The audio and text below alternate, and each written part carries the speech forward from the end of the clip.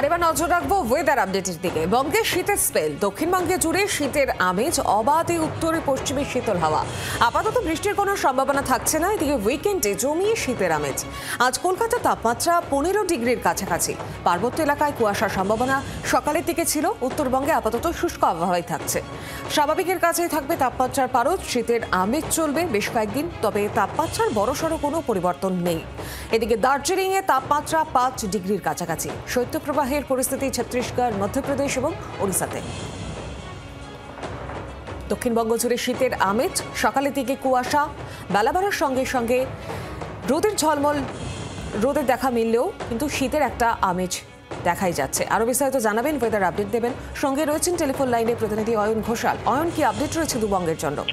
শীতের পথে কোন রকম বাধা না থাকায় অন্তত এই সপ্তাহটাও পুরোটা, অর্থাৎ 8 তারিখ থেকে শুরু হওয়া সপ্তাহ 14 তারিখ পর্যন্ত গোটা রাজ্য জুড়ে একই রকম ভাবে শীতের আমেজ। কলকাতার তাপমাত্রা 15 ডিগ্রির আশপাশেই ঘোরাফেরা করবে। তাপমাত্রা অন্তত আগামী 6 দিন খুব বেশি বাড়ার পূর্বাভাস নেই।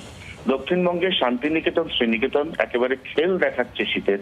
সেখানে তাপমাত্রা নেমে এসছে 10 ডিগ্রিরও নিচে।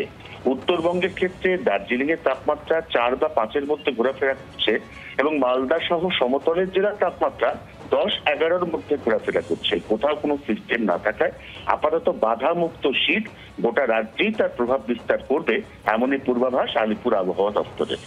ধন্যবাদ। বাংলার আওয়াজ, বাঙালির আবেগ, জি 24 ঘন্টা।